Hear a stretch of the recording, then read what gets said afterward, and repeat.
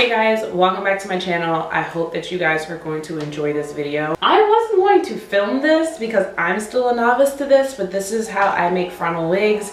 You guys have seen me in previous videos make frontal wigs before and how they do work out and look really natural. I'm tired of having this sleek bun and looking like a little boy. So I have a 20-inch frontal in 3 bundles of 24 inches. I dyed everything jet black last night. And I did go ahead and bleach my knots. I have a video on that, on how I do it. So you guys can go check that out in my previous videos. However, I wanted to show you guys how I make my frontal units. The number one thing I have is my wig head and my dome cap. So I just like the basic dome cap. This doesn't have that hard elastic in it. I don't like those types of dome caps. I have a relatively big head, so this is the type of dome cap that fits me. I find that the extra large is a little bit too big and I don't like my wigs loose, but this gives me a snug fit. I like how it fits the entire wig head comfortably, so it's not going to be like excessive material, but it's also not too tight where it's popping off the wig head while I'm sewing. So this is the type of dome cap that I go for. You can find this at your beauty supply store. I got mine for like $2. This is the frontal I have and the preparation that I do before I sew it on. So I'm never really worried about the front of the frontal. I'm always worried more so about the back. You really want to make sure that the back is aligning with the cap. So if it doesn't align, it's going to be wonky when you put it on. So this is a 13x6 frontal, meaning it's 13 inches across the head and it goes 6 inches of parting. I like these more. They look a lot more natural than the 13x4, especially if you have a big head. Your part's not going to be just right here. It's going to go all the way back to the crown of your head. So these are the frontals I prefer. They're a little bit more pricey, but I think that they're totally much more worth it, much more realistic and much more natural. This is just the preparation that I like to do. So I like to put in 2 little buns on the side, and I'm going to clip the back here and then align it on my cap so I can sew that down nice and tight. So I have 3 bundles of 24 inches. This is just Brazilian straight. I paid for this time. All of these bundles cost me about $100, which is pretty amazing. So I can link the AliExpress link down below if you guys are interested. So yeah, I'm going to show you how I align these pins on the frontal, and then I'm going to sew that down and then sew these bundles down. It should take me about 4 to 5 hours to do. I don't hot glue. I like sewing my wigs down. I like sewing the weave to the cap. It just lasts a lot longer, but you can do any method that works best for you. This is just what I do.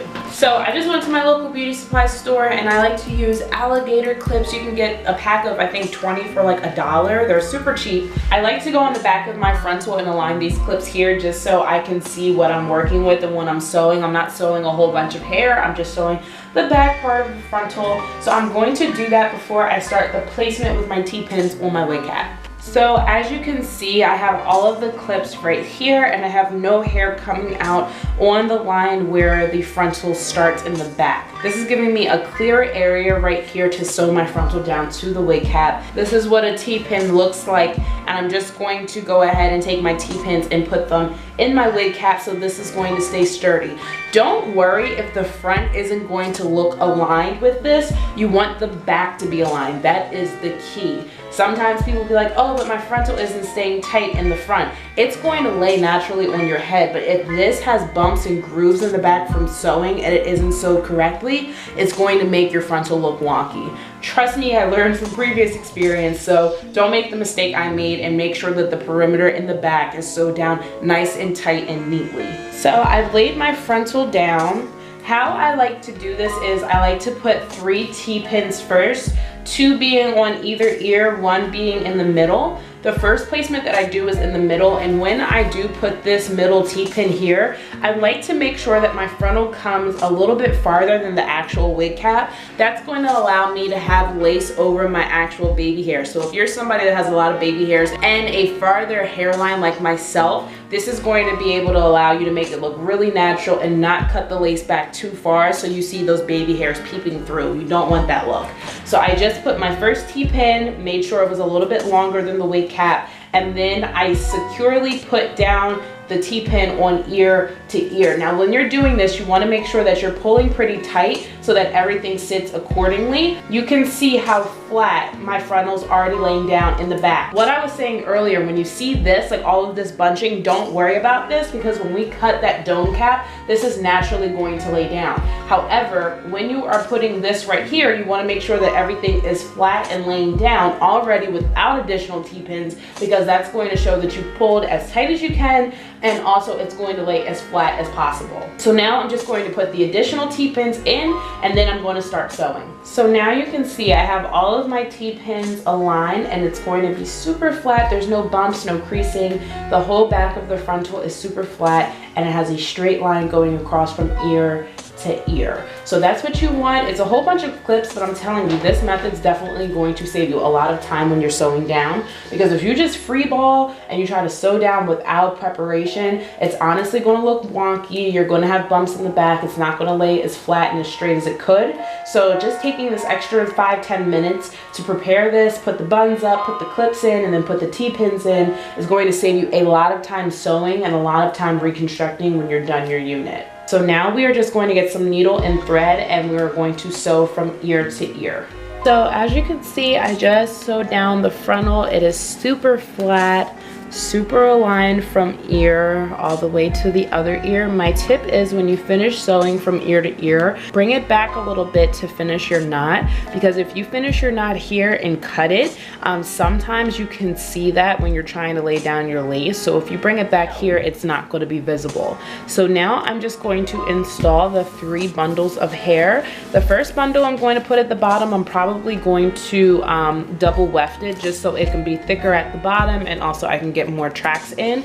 But as you can see, about 30% of the dome cap is filled, and I just need to fill it out with the rest of the 3 bundles. So just coming on here to let you guys know, I'm going to be starting from ear to ear, double wefting. So I took each end of the weft. Do not start where it's already connected, because then when you get down to here, it's not going to be aligned. So start at the loose ends, connect them, and then I'm going to start my placement right here at the end of the ear, and I'm going to start moving up in a seaward motion. Okay, so we are done. It is 2:54. This wig took me about 3 hours to make. So as you see, I have my frontal here in the front, and then I have almost 3 bundles. That track over there is the only thing I have left of the bundles left in here. So I did do the flip over method. I did not cut any tracks except at the top right here, just to end this section. So I'm going to pull the hair back, and the #1 most important thing when doing a frontal unit is connecting your final track to the back of the frontal. So right here is the back of the frontal where we sewed down, which was in the beginning. We're going to take that excess track over there, and we're going to, from ear all the way to ear, connect that last track to the back of the frontal. So when we cut this material right here, that dome cap underneath the lace, it's not going to fall apart. So you're not going to have half of a wig and a frontal on the front. You want everything to be connected, so when we remove that extra material, it's all going to be one unit. Now we are just going to cut the excess cap. So how I like to do it is I like to fold my frontal back just like this, and I like to go ahead and make an incision right down the middle. So then I kind of like to just cut around the perimeter where those stitches were.